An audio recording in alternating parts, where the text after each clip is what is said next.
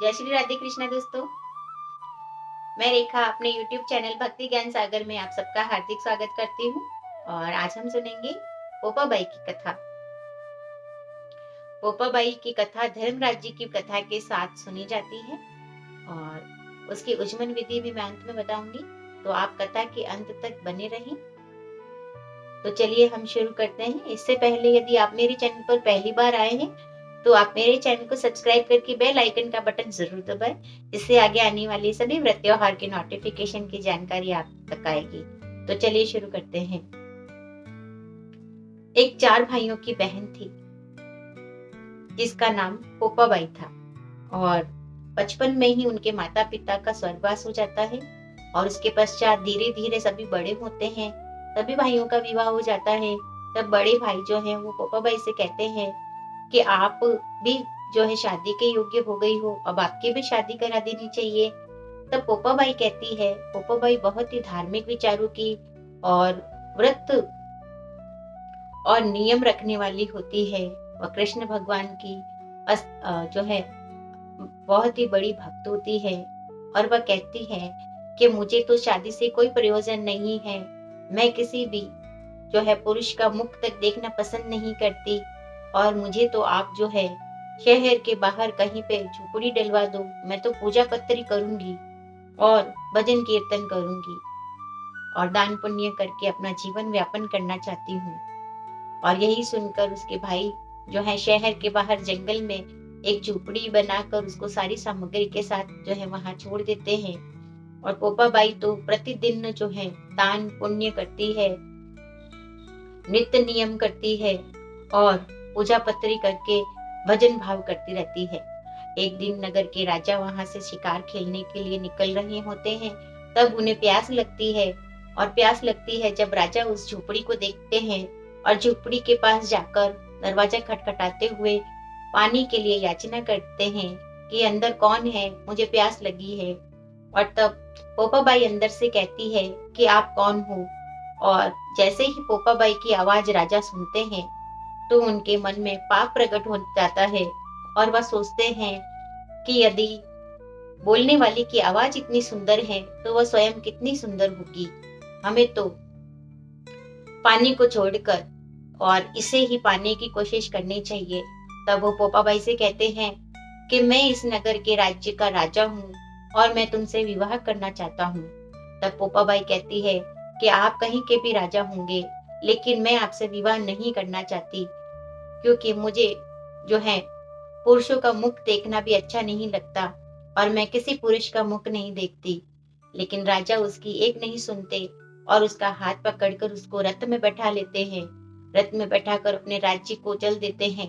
रास्ते में पोपाबाई उनसे बहुत कहती है कि यदि तुमने मेरे साथ जबरदस्ती की तो मेरे प्रकोप से तुम और तुम्हारे राज्य सभी नष्ट हो जाएंगे। लेकिन राजा उसे अपने राज्य में ले जाता है और रानियों को कहता है कि मेरे विवाह की तैयारी करो, मैं पोपाबाई से शादी करूंगा।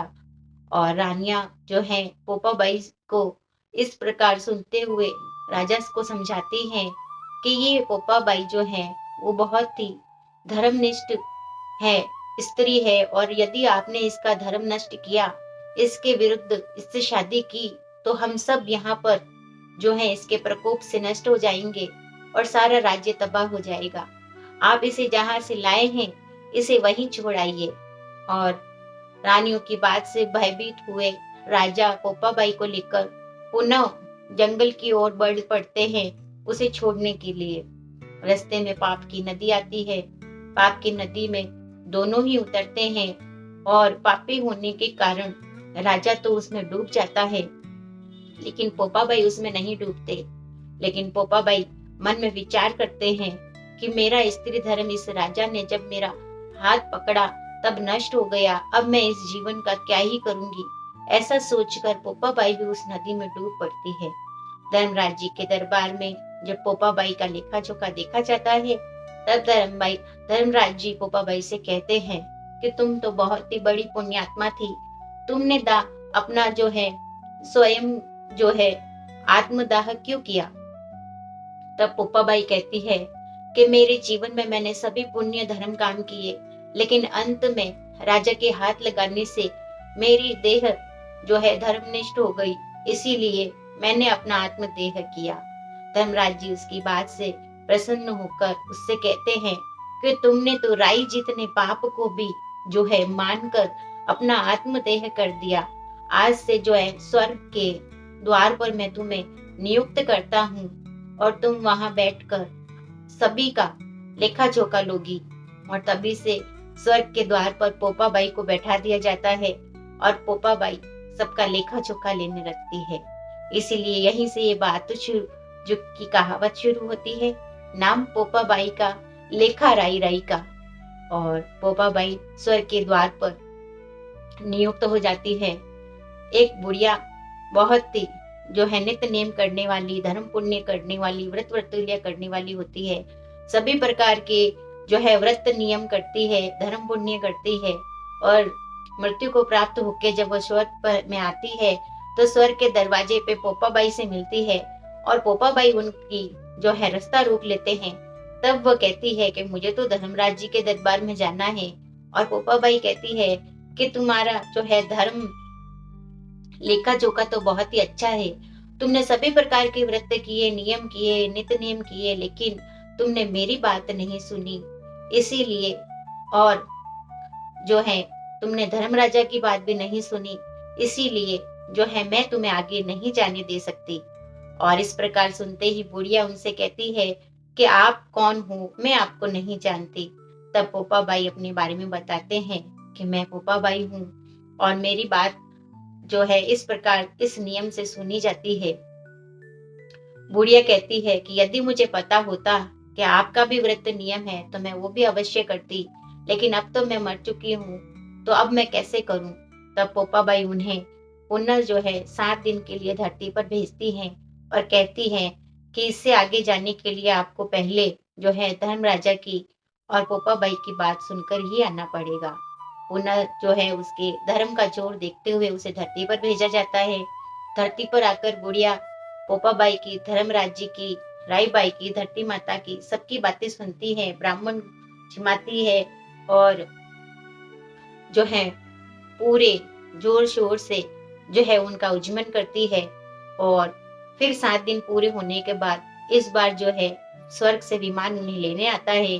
स्वर्ग के द्वार पर पहली पौड़ी पर जो है वैसे ही पोपाबाई उनका दोनों हाथ पसार कर जो है स्वागत करती है।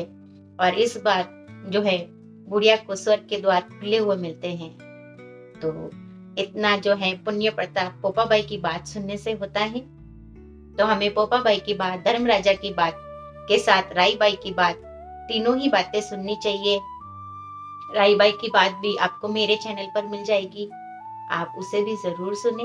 और धर्मराज जी की बात की भी 2 कहानियां मैंने अपने चैनल पे डाल रखी है, आप उन्हें भी जरूर सुने। इसी के साथ धरती माता की बात भी आपको मेरे चैनल पे मिल जाएंगी। ये चारों बातों का उज्जमन एक साथ ही किया जाता है, तो आप वो बात जरूर सुने। इसी कथा के अनुसार जो है पोपाबाई की बात सुनने के बाद उसका उज्जमन किया जाता है। उज्जमन के अंदर जो है खोपरे के 2 टुकड़े करके, एक में तिल, एक में राई और एक के अंदर शक्कर, एक के अंदर काले तिल, इन सभी को जो है गुप्त दान रखकर और ब्राह्मणों को दिया जाता है। तो ये था पोपाबाई की व्रत नियम का उज्जमन विधि। और अगर आपको वीडियो अच्छा लगा हो तो आप इसे लाइक और शेयर अवश्य करें। इसी के साथ यदि आप मेरे चैनल पर पहली बार आए हैं तो चैनल को सब्सक्राइब करके बेल आइकन का बटन जरूर दबाएं। इससे आगे आने वाले सभी व्रत त्योहार की नोटिफिकेशन की जानकारी आपको मिलेगी। तो आपका दिन शुभ और मंगलमय हो, इसी कामना के साथ मिलते हैं हमारे अगले वीडियो में अगली जानकारी के साथ। तब तक के लिए जय श्री राधे कृष्णा दोस्तों, राधे राधे।